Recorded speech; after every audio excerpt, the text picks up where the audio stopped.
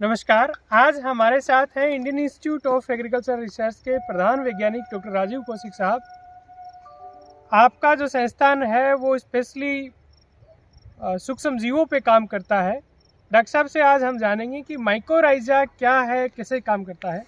Sir नमस्कार। नमस्कार। Sir mycorrhiza जो है वो क्या है एक्चुअली और कैसे ये काम करता है? देखिए, सबसे पहले मैं आपको ये बताना चाहूँगा कि हमारे जो कृषि क्षेत्र में इस तरह के हम खाद जो हम प्रयोग में लाते हैं।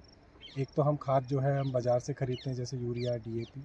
इनको हम इनऑर्गेनिक फर्टिलाइज़र की श्रेणी में डालते हैं। और एक तरह की खाद होती है जिसको बोलते हैं प्राकृतिक खाद, जो कि जीवाणुओं द्वारा निर्मित होती है, या आप कह सकते हैं कि गोबर की खाद को भी हम प्राकृतिक खाद बोलते हैं। तो उसी श्रेणी में जीवाणु खाद में से एक तरह की खाद होती है जिसको हम वाम बोलते हैं, जिसको और बोलचाल की भाषा में माइकोराइजा खाद भी बोला जाता है।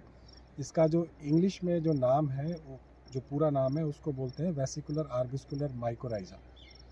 वैम एक तरह की एक फफूंद होती है जो कि प्राकृतिक रूप से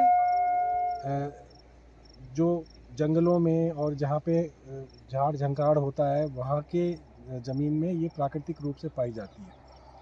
लेकिन हमारी कृषि की भूमि में जहाँ पे हम एक के बाद फसलें लेते रहते हैं, वहाँ इनकी जो जनसंख्या है, जो पॉपुलेशन है, जो इनकी स्पोर डेंसिटी जिसको बोलते हैं, क्योंकि ये फफूंद है तो इनके स्पोर्स बनते हैं, वो उनकी पॉपुलेशन कम हो जाती है। तो अब हमको उसकी पॉपुलेशन को बढ़ाना होता है, इसलिए हम तरह तरह की वैम के जो स्पोर्स हैं वो पूरे भारतवर्ष में अलग अलग जगह से ढूंढ के और उनको हम सेलेक्ट करते हैं अलग अलग उनके कार्यों के प्रति।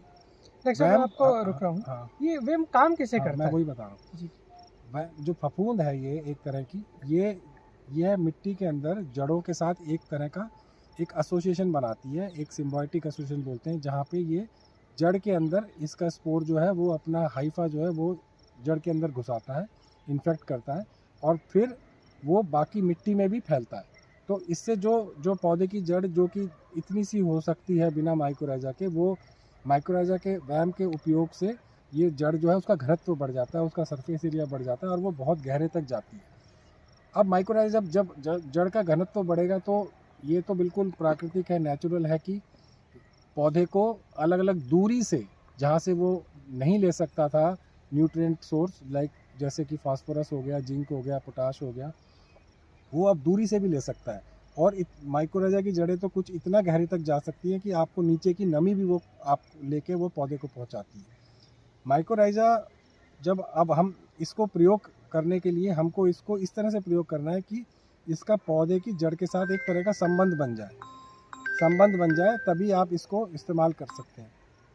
तो उसके लिए हम इसको कई तरह से उपयोग करेंगे, लेकिन उससे पहले मैं और भी बता सकता हूँ कि जो वैम है सबसे ज़्यादा क्या काम करती है, जिसके लिए ये शुरू में पॉपुलर हुई थी, वो हुई थी फास्फोरस सप्लाई करने के लिए। ये वैम फास्फोरस को दूर से लेके पौधे तक लेके जाती है। फास्फोरस, जैसा कि आप जानते हैं कि ज़मीन में प्रचुर मात्रा में होता है, लेकिन वो क्ले पार्टिकल से फिक्स होता है और वो पौधे को मिल नहीं पाता। मतलब उसको देसी भाषा में बोले तो वो घुलनशील नहीं होता, पानी में घुल नहीं पाता है। तो जब पानी में कुछ घुल नहीं पाएगा तो जड़ें उसको सोख एब्जॉर्ब भी नहीं कर पाएंगी, अपने अंदर ले भी नहीं पाएंगी। तो पहले तो सबसे पहले है कि पौधे वो जो फास्फोरस है वो घुलनशील बने। वैम जो है, कुछ कुछ प्रजाति की वैम फास्फोरस को घुलनशील भी बना सकती हैं, लेकिन ये घुलनशील वाला काम जो है वो जीवाणु खाद बैक्टीरिया करते हैं। तो हम जनरली वैम को बैक्टीरिया तरल जीवाणु खाद जो फास्फोरस लाइक पीएसबी, जो जिसको बहुत कॉमन भाषा में बोलते हैं पीएसबी, किसान भाई पीएसबी के साथ मिक्स करके लगाते हैं। तो जीवाणु जो बैक्टीरिया होते हैं वो तो फास्फोरस को घुलनशील बनाते हैं कि जैसे पानी में घुले, और माइकोराइजा उसको ज़मीन में दूर से लेके पौधों की जड़ों में पहुंचाती है, जैसे पौधा उसको ले सकता है। डायरेक्ट पौधे को उपलब्ध डायरेक्ट पौधे को उपलब्ध कराता है, लेकिन फास्फोरस के साथ ये पोटाश, जिंक, बाकी चीज़ें भी कराता है।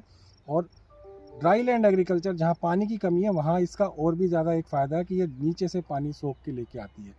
कुछ कुछ जगह ये भी देखा गया है कि जहाँ पे कुछ जड़ों को जो जो जो जिसको बोलते हैं, कुछ ऐसी फफूंद होती हैं जो जड़ों को ख़राब करती हैं और पौधे में कोई डिजीज़ लाती हैं, ये माइकोराइजा उसको भी ख़त्म करती है। पर मैं ये नहीं कहूँगा कि वो हर क्रॉप में होता है, लेकिन वो कुछ चुनिंदा क्रॉप्स में और कहीं कहीं कोई ऐसी प्रजाति माइकोराइजा की होती है जो ये काम भी कर सकती है।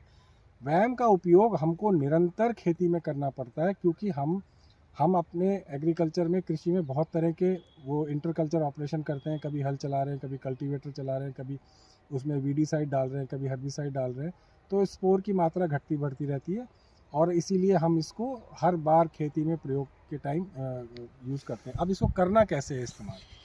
सबसे इसके कई तरीके हैं। एक तरीका तो ये है कि 5 किलो वाम 1 एकड़ खेत के लिए, अगर आपको उसको ब्रॉडकास्ट करना है, सॉइल ट्रीटमेंट करना है, उसके लिए काफ़ी होता है। उस 5 किलो वैम को आप एक कम से कम 80 से 90 किलो मिट्टी में मिलाइए अच्छी तरह से हाथ से, और उसको पूरे खेत में 1 एकड़ में उसको आप स्प्रेड कर दीजिए और फिर उसके ऊपर एक बार कल्टीवेटर या हैरो चला दीजिए, जैसे कि वो मिट्टी में मिल जाए। और नहीं तो सीड ड्रिल से जब आप सीड सोइंग करेंगे तो वो तब भी मिल जाता है।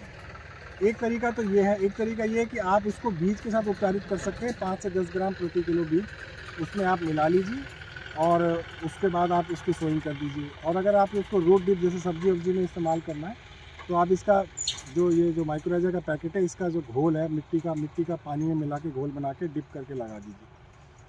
अब हम इसको, ये तो 3 तरीके से उपयोग होती है, लेकिन हम इसको यही कहेंगे कि जैसे गेहूं की फसल हो गई और दालों की फसल है, या फिर जैसे सब्जियां हैं, बाजरा है, उसमें मक्का है, उन सब में आपको इसमें इसका वैम का प्रयोग करना चाहिए।